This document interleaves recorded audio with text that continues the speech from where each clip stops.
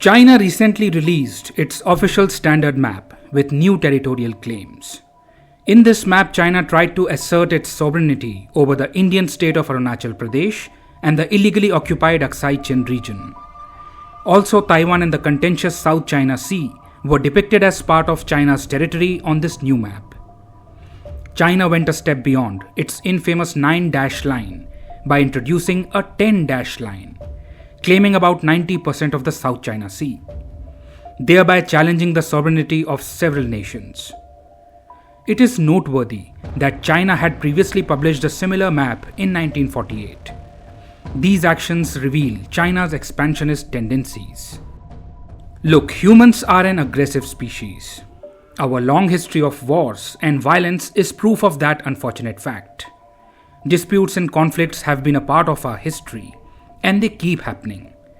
Presently, the world is not oblivious to the fact that China is an expansionist state under the Chinese Communist Party. It has territorial disputes with multiple countries like India, Japan, Vietnam, Bhutan, Philippines, and even Russia.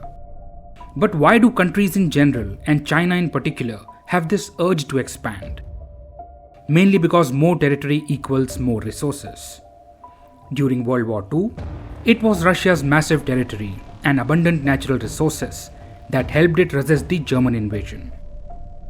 The hunger for more land and resources stems from the fact that resources like oil, gas, minerals, and water are the lifeblood of a nation's economy. Plus, having a bigger territory gives a country more sway in the world. Then this power can be used to protect self-interests and discourage other countries from messing with a bigger territorial power. Coming back to China's present misadventure, India and China have been in a state of tension for the past 3 years, primarily along the line of actual control. China is rapidly building stuff over there.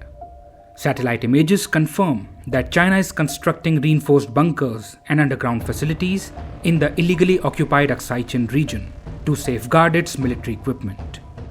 India hasn't taken China's silly territorial claims lightly and has made a strong protest. Moreover, India isn't alone in this. The Philippines, Malaysia, Taiwan, Indonesia, and Vietnam have also rejected China's ridiculous claims. Meanwhile, China sticks to its old argument that these claims are based on its historic maps. Not too long ago, China tried to rename 11 places in the Indian state of Arunachal Pradesh. China considers Arunachal Pradesh as South Tibet. However, it is a separate issue that Tibet itself was forcibly occupied by China in 1950. Anyway, India's stance is crystal clear. Arunachal Pradesh is, always has been, and always will be an integral part of India. No baseless claims are going to change that. Also, take a look at China's absurdity. In 2019, when the Indian state of Jammu and Kashmir was bifurcated into 2 union territories, China strongly protested against India's map showing the newly created union territory of Ladakh. And that is when this map only altered India's internal borders and did not change its external borders. But now, when China's map, which makes baseless changes to external borders, is met with protests from multiple countries, China is urging them to calm down and not over-interpret. This situation speaks volumes about China's rather questionable mindset.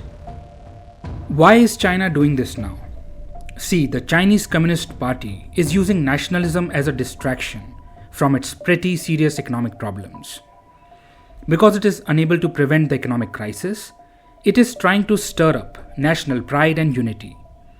To do this, it is creating disputes with other countries to divert the attention of its people and to justify its not so popular policies.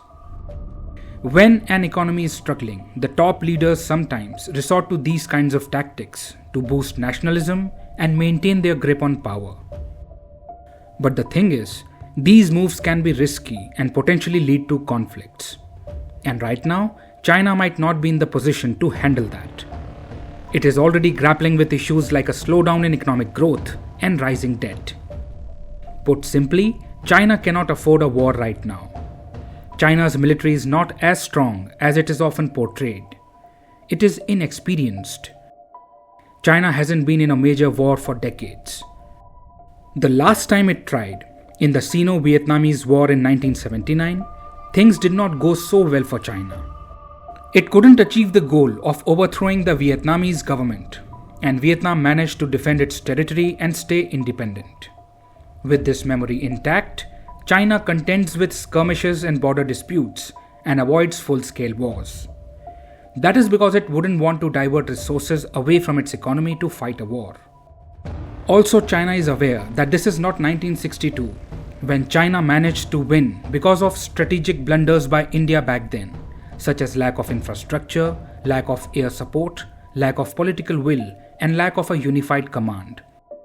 This is 2023. Things have changed. India's military today is battle-hardened and experienced in dealing with challenging conditions.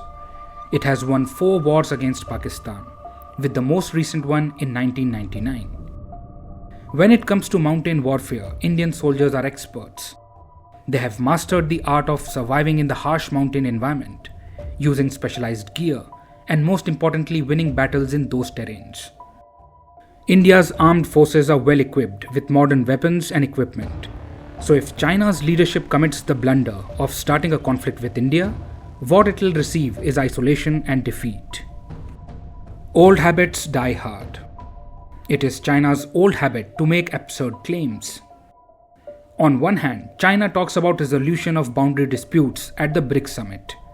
On the other hand, it makes new territorial claims just before the G20 summit. Actions speak louder than words. I guess it would be too much to expect the Chinese Communist Party to start acting responsibly, respecting international laws and sticking to their obligations. China has this old disease of making invalid sovereignty and maritime claims. However, twisting its position on other countries' sovereignty does not change the objective realities on the ground.